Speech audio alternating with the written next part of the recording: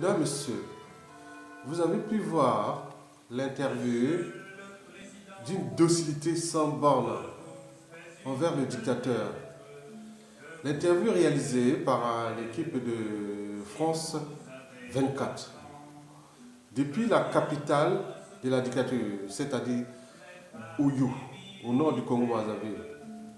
Je vous l'ai dit plusieurs fois que le peuple congolais, le Congo-Brazzaville, n'a plus de partenaires économiques. Tous ces partenaires économiques sont devenus les partenaires du dictateur. La France est déjà là, c'est-à-dire la France n'est plus notre premier partenaire économique. Comme si le Congo n'a jamais existé et n'existera plus après ce dictateur. Donc la France est devenue le premier partenaire économique, militaire, stratégique de dictateur, de ses enfants, petits-enfants et autres.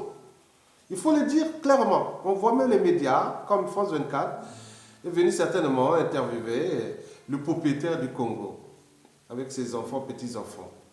Mesdames, Messieurs, voilà.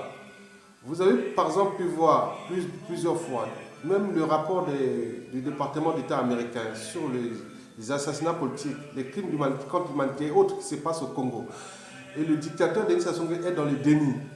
Bien sûr qu'il a raison, puisque la France, qui était notre premier partenaire économique, est devenue le premier partenaire économique du dictateur. Voilà. Donc, il ne peut même pas mettre en place une résolution aux Nations Unies en utilisant de son droit de veto au Conseil de sécurité. Mais là, que dalle.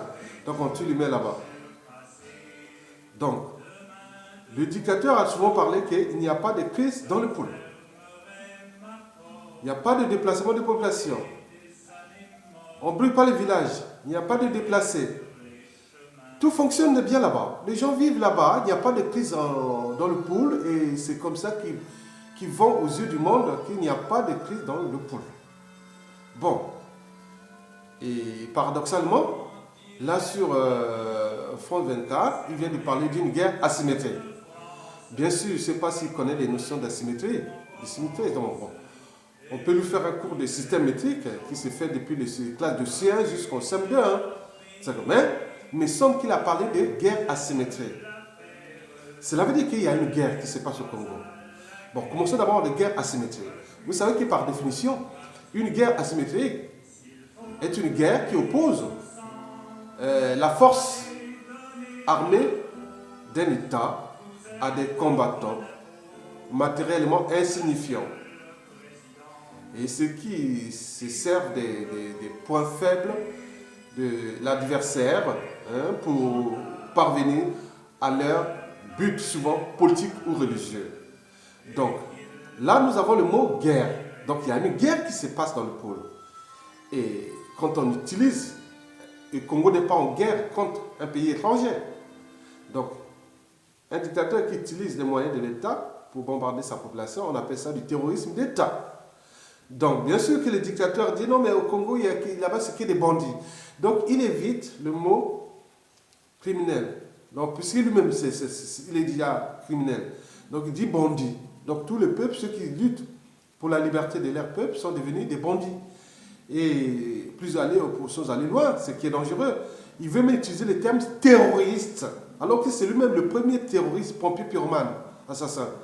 Bon, là, il utilise le mot pyromane pour le mot terroriste. Donc les Congolais ne sont pas des terroristes. Ils ne sont pas des terroristes. Ils défendent un pays. Bon. Donc nous sommes bien en crise dans le pôle. Il y a bien une guerre asymétrique qui se passe dans le pôle. Le dictateur vient de le confirmer. Il y a bien du terrorisme d'État qui se passe dans le pôle. Et ça, c'est la mémoire individuelle, civile et militaire, retiendra ça pour les besoins de l'histoire. Bon, j'ai aussi vu que parce que, bon, quand il y avait les dictateurs Kadhafi, quand il était en train de défendre son pouvoir, il était en train de défendre son pouvoir face aux résistants. Mais il avait envoyé tous ses enfants au front. Mais pourquoi les dictateurs Denis Sassou Nguesso ne voient-ils pas ses enfants qui sont tous des militaires Hein, il y a beaucoup de tous les membres de la famille, c'est que les militaires, on parle de colonels, de capitaines, de général, tout ça. Mais pour qu'ils ne vont pas là-bas se battre, pourquoi envoyer que les enfants des autres, tout en protégeant son clan et sa famille qui vivent dans l'opulence au pays, en Afrique, en Europe, en Asie et en Amérique? Arrêtez. Donc c'est pas bien. Donc il faut que vous vous envoyez vos enfants, votre membre de la famille, au fond, pas en utilisant les enfants des autres sont déjà déclassés, déshumanisés et décivilisés par votre politique qui est là, qui consiste à déclasser tout le Congo. Donc envoyez vos enfants aller battre pour votre pouvoir. Puisque vous voulez que ce pouvoir reste éternel. Même les dirigeants demandent pourquoi vous êtes là pour la durabilité. Pourquoi votre pouvoir aussi, dure aussi. Son pouvoir dure parce qu'il est protégé par la force. Il fallait dire ça. Oui, son pouvoir dure parce qu'il est protégé par une 5e puissance mondiale. Il donne les moyens militaires, de renseignement et de protection. Et c'est tout. Donc le peuple se bat là. Sassou est là, il est entretenu par la force. C'est une volonté de gauche comme de droite. Et ça s'est fait depuis 33 ans. Donc il est là. Sassou n'est rien. Sassou n'est rien. Il est trop bien protégé. Il est dans un pays qui est sûr, on est en faillite et autres. Il a tout vendu à la découpe. Comment un gars comme ça peut être aussi puissant? Hein, faire une démonstration de puissance comme ça? Non, parce qu'il est protégé. Et le jour où la France le lâchera, et là, il tombe aussi. Bon, nous aussi, de notre côté, on ne doit pas acheter notre liberté. Donc, il faut se battre, continuer à se battre. Voilà. Bon, moi, je dis tout simplement que toute chose a une fin.